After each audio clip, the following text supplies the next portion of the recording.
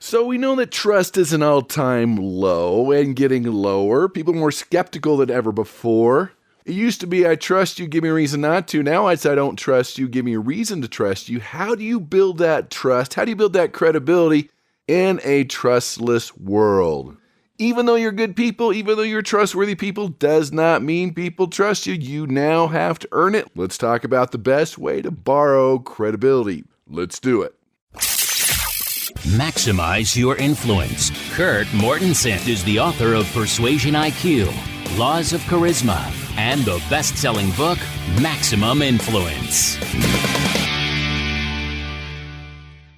Welcome back. This is podcast 535. So the blunder of the week, and we've talked about this before, family gatherings. We see it all the time where people try to force you to change your beliefs, change your behaviors. It has the opposite effect. People hold on tighter and tighter, believe it more, refuse to change. Why is that? What's going on? How can we change behavior? How can we persuade and influence when people are holding on to their behaviors, the beliefs, and they don't want to change? Especially when you're telling them that they're wrong, that they need to change. You're right.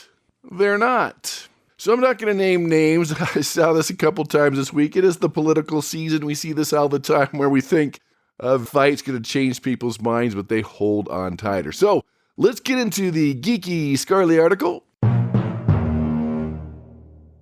So this is from Tulane University, Duke University, and the journal Organizational Behavior and Human Decision Processes. This talks about rage clicks. Not road rage, I'm talking about social media clicks. New study shows how political outrage fuels social media engagement.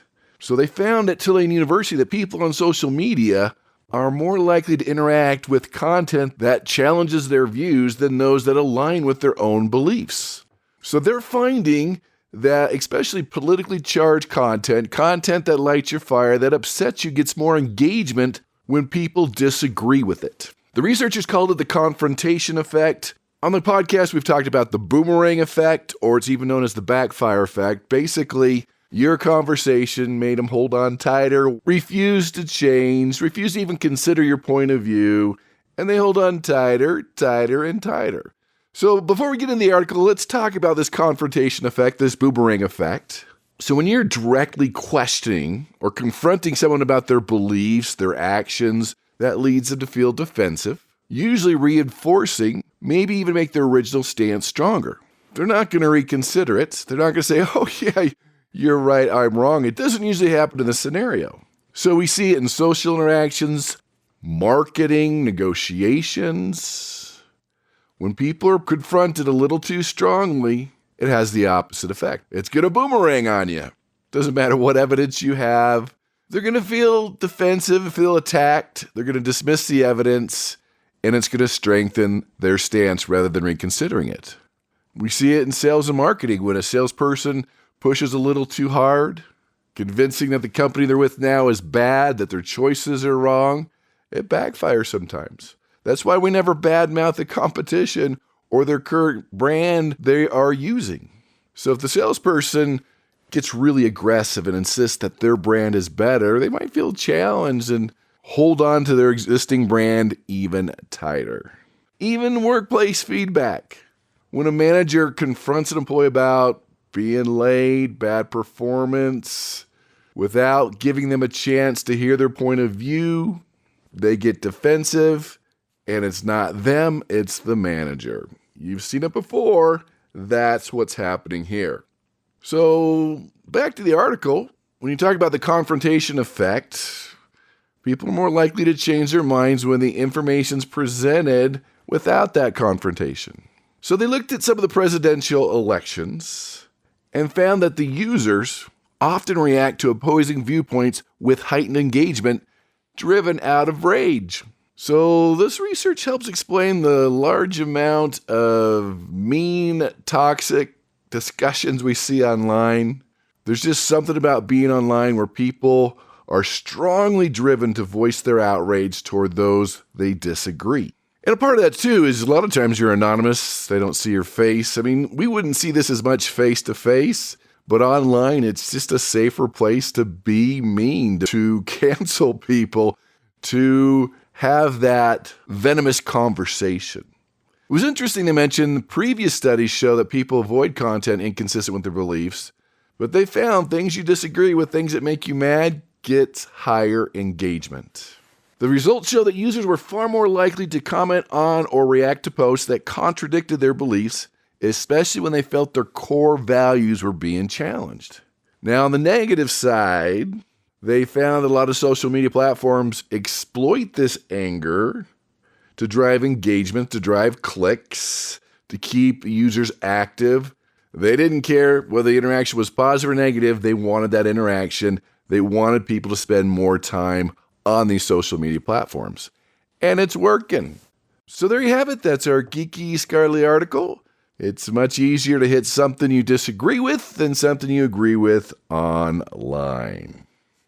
So let's get into credibility in a low-trust world. What can we do? What's the best method? Well, it's going to be a testimonial, but most people are doing it the wrong way, the hard way, aren't asking the right questions, getting the wrong type of testimonials. It's interesting. Last time I heard 90% infomercials have a failure rate. So if you see one, keep watching it because you're going to see the formula. There's a call to action every 12, 15 minutes. The way they stack their products and the way they use social validation. So when infomercials fail, the first thing they do, they add testimonials. They find somebody that's like you or someone that's famous, somebody you know, and they are supporting it. Because in sales and persuasion and influence, the prospect will always believe someone else before they believe you. Like, what? That's not fair. Hey, you've got something to gain. You're gaining money, you're getting a commission, you're getting something, and they see this, they know this, and so that causes resistance and low trust. So it's interesting when I do talk about trust and credibility in seminars or webinars, and I ask the question, can you borrow credibility? About half the audience usually says no, you have to earn it. Well, eventually you do have to earn it, but you can borrow it. Again, you can earn it down the road, borrow it. A referral, a testimonial, an introduction, that's all borrowed credibility. So you got to start borrowing credibility, especially in those low trust situations. Have someone refer you, introduce you. Even in the leadership world, sometimes you need to borrow credibility. If you were leading a new team and nobody really knew who you were, you're relatively new, have the CEO introduce you, send an email, tell them why you're there. That's borrowed credibility. Again, eventually you have to earn it. You're going to have to do business with them. You're going to have to prove your worth, but you can borrow it up front. Even external surroundings. Is your office messy? Reduces credibility. Is there a degree on the wall? Well, that depends on your occupation. The way you dress. Even when firefighters are at the traffic lights trying to fill up their boot with money for the charity they're supporting, when they're dressed like a firefighter, that increases credibility, increases donations. Why are pharmacists so trusted? Think about the external surroundings. Let's see. Degree on the wall, white walls, high ceilings, all point to more credibility. Wearing the white coat, up on a platform, we can go on and on. So even your external surroundings can increase your credibility. But let's talk about that big one, testimonials. This is something you can easily do. Let's go through it, talk about some rules, and get better testimonials, get more testimonials, and get the right testimonials. So I'm going to throw myself under the bus here. I'm going to give you some bad testimonials I've received. Not bad that they said anything mean, just bad I can't use them. I appreciate that they sent them, they did them. But when you don't ask the right questions, you get some pretty strange things. So I'm going to talk about some of the strange ones I've received. I'll give you some good ones too. I won't necessarily name names. I might find a few of them here. But let's talk about testimonials. So testimonials, there's no doubt they increase your credibility. They enhance your image. People respect you more. They like you more. And it's the law of social validation, one of the 12 laws of persuasion and maximum influence. And I had a hard time with this as a professional speaker. And I get up to speak and I want credibility. So I'll talk about I'm a best-selling author. I've done this in 28 countries. My books are in over 20 languages. right? Degrees, awards, yeah, credibility, and all of a sudden, arrogant. Who is this guy? I'm like, oh, that's not good. So I don't say anything. They're like, who is this guy? I'm like, this is like a no-win, but there is a win. Doesn't make a lot of logical sense. I can type up what I want to say on an introduction, have someone else read it. Now it's okay. So there's a variety of ways you can do this. Or reveal your qualifications through a story is another way to do it. But to put a bio on the back of a program is another way to do it. But I want to focus on your customers, on your prospects, giving you testimonials. So the first thing is, keys to get these is always ask. Always ask for a testimonial. Say, hey, when I exceed your expectations and I solve this problem and you make this much money and you lose this much weight and you're 100 times happier, would it be okay for me to get a testimonial from you? So you're just expecting it up front. You're asking, you're expecting it. Say, look, this is how I do business. I always want a testimonial. That's just how it's done. So would it be okay later on for me to ask you for a testimonial? And make it easy. Because a lot of times, oh, sure, I'll send you one. It's not going to happen. Maybe they're busy. They forget. They don't know what to say. Maybe they don't feel good at grammar. All these things come into play. They just don't do it for the most part. So make it easy. Pull out your phone and make a video. Write that in there. Make a video. Make it easy for them. And coach them how to do it. If they're not sure what to say, you're going to coach them. I'm going to get in that in a second. But make it easy. It could be audio. It could be video. And here's the secret. If it's too tough for them, write it for them. You're like, what? Yeah, write it for them. Say, look, based on our experience in the last 6 months, here's how it played out. Is it okay to use this? You want to make any changes? And they'll change a few words, and now you have a testimonial.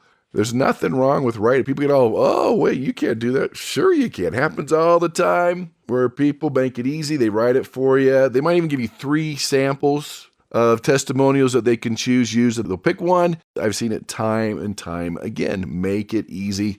And the other rule, you never have enough. Keep collecting them. Just the sheer volume. They're not going to read them all, but the sheer volume can give you more credibility. Now, the key here is getting that perfect testimonial. You're like, all right, what does that mean? Well, there's 6 ingredients, and rarely will you have all 6, but the more you can include in there, more that you can get based on the questions you ask, the more credible and the more powerful the testimonial is. And you got to check local laws, you got to check on your industry, you got to check on your country, make sure everything's legit and legal. Some countries are cracking down on some of these. So let me just go through the perfect testimonial ingredients and get as many as you can. Just ask the right questions. They'll tell you. Because if you just let them write it or record it, it's not always that good. And you might not even be able to use it. And I'm going to give you some examples of those that I've actually received. All right. If you can, some type of income or benefit claim. How much money they made, how much weight they lost, how many more friends they have. Now their kids are getting straight A's. Just something there if you can. Again, local laws, check it out, what you can and cannot use. Some type of income or benefit claim. And the more specific you can get, the better. The next one, remember, you're probably not going to get all 6, but the more you can get, the better. I am like you. My kids don't clean up their clothes. I had a problem with them at school. I was broke, now I'm wealthy. I was unhealthy, now I'm healthy. This is the before and after picture. So if I'm speaking to chiropractors, you want something from a chiropractor, right? The more that they feel that they understand that the person's like them, has the same problem as them, the more powerful it is. Now, get as much information as you can. Full name, location, photo, video. If it just says Frank, that's not as persuasive as Frank in the last name. It's not as persuasive as Frank, the last name in the city. And you have to ask them first if you can use a photo, if you can use the video, if you can use the text. The more information you can provide, the better. Short and specific. The other day I received, it was like a 1.5 page person. We were coaching. It was incredible, and I really appreciate it, but no one's going to read that. So we just highlighted the best sentence and use that. So short and specific. If they're going to go long, just underline it or just take the best piece, the best couple sentences, and use that as the testimonial. Now here's an interesting one. A believable. Now we always tell the truth, but the truth's not always believable. If I'm working with hardcore negotiators that do real estate, the large high rises, these are multi-million-dollar deals. One persuasion technique can make them an extra $100,000, but the person that's not in real estate might not believe that. You can always tell the truth and make sure it's believable. Test it out if you need to. And the credibility of the testimonial. If it says, love mom, maybe not. She's probably kind of biased. But do they know the person? Is it the CEO? Is it a famous scientist? Is it a famous author? A famous coach? The more the testimonial has credibility in their eyes, the stronger and more powerful it is. So let's go through these. Let's see if you can pick out the good ones, the bad ones. These are actual testimonials I've received. And I'll throw myself under the bus on a few of these. Just because if you don't ask, it's interesting what you're going to get. So here's one. The seminar didn't stink. It was great. I really enjoyed myself. All right, not very specific. They were trying to be funny, but I can't really use that. Even though the seminar was great and they enjoyed themselves, we need something a little more concrete, some type of income or benefit claim. Or I am like you. Here's another one. As this being my first time being incarcerated, I have been on a continuous look for anything that could bring improvement to my life. After endless disappointment, I stumbled upon another inmate who has maximum influence. That was my first book. I traded my dinner trays for a week so I could read the book. Awesome. I plan on starting a business when I'm released, and now I feel more confident. I've got his prison number and everything, California State Prison. Hey, I'm grateful. I'm glad you wrote that, but unless I'm marketing to prisoners, I don't think that's going to be very helpful. Again, I appreciate it. It's there, but this just came in the mail. I don't know if you know this, but the letters from the penitentiaries are stamped coming from a penitentiary. So there's one, and thanks, but can't use it. How about this? Dear Mr. Mortensen, thank you for coming today. I had a lot of fun. You were so funny. I never had so much fun in my life. I hope you will come again. If I had enough money, I would buy your book. Thanks, Charity. Miss Bishop's third grade class. All right.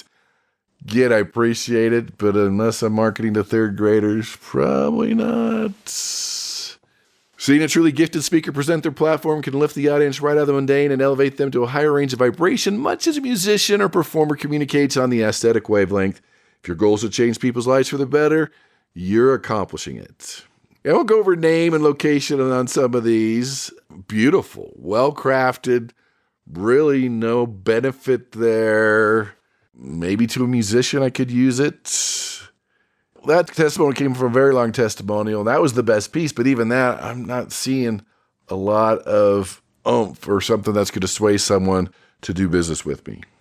So how can it really be that easy, and how have I missed it all this time? I was a little miffed that his work wasn't a prerequisite in graduating from chiropractic college. So this is something I could use for other chiropractors. It goes on. Influence University will become a required program for all students of success. This is a CEO. Pretty good-sized company, so that works out well. Now I'm going to say this one name. You'd recognize the name. They've sold millions and millions of books around the world. A very famous author. So when I asked for an endorsement, a testimonial for my first book, he says, this program magnifies your inherent ability to persuade. I'm not even sure what that means, but we use it on the back of the book because it's a famous person. Magnetic Persuasion is an incredible course. It shows you how to immediately influence and persuade other people in every area of your life.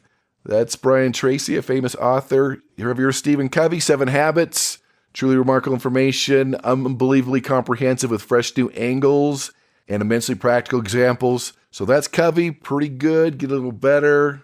Robert Allen, Nothing Down, Multiple Streams of Income, 1 Minute Millionaire. Kurt Mortensen has provided the most complete work of persuasion influence I have ever seen. Nowhere in persuasion coaching have ever seen the art and science broken down to such a thorough and easy to understand concepts covering every aspect of persuasion imaginable. So it's pretty good. Famous name, that's why we use that. So you can see they're getting better. Here's one coming to a negotiation seminar, made an extra $47,000 with one technique. I like it. It's specific. But some people who aren't in real estate might not understand that you can make that in one deal. Skills we learned from Kurt have helped us close literally millions of dollars worth of properties. what we've learned from taking Kurt's course had an enormous impact on our bottom line. So you're getting it here. We can go on and on. I still collect them. Hey, send them. I love to receive them if something's changed your life or made a difference. But remember, income benefit claim, I'm like you, full name and location, short and specific, believable, and the credibility testimonial. Again, rare you're going to get all 6, but the more you can get, the more powerful the testimonial. Please borrow credibility in this low trust world. It will make a difference for you. Again, eventually you're going to have to earn it. But if you're having challenges on the credibility side, remember you can borrow it initially, but eventually do have to earn it. So there you have it. That's our podcast for the day. Thanks for being here. I appreciate your love and support. Let me know at Kurt@MaximizeYourInfluence.com. Everything you need, including links to articles, what we've been talking about, it's at MaximizeYourInfluence.com. You can find us Spotify, iHeart, iTunes, and YouTube. Hey, give us a testimonial, hit like, subscribe, tell your family, friends, and enemies about the podcast. But rework some of those testimonials. Hey, if you don't get a good one, ask them again. Say, I apologize. I should have asked exactly what we're looking for. Most people are pretty good about helping you out, especially if you've exceeded their expectations. Master this, use testimonials, become more influential, a better negotiator, and go out and persuade with power.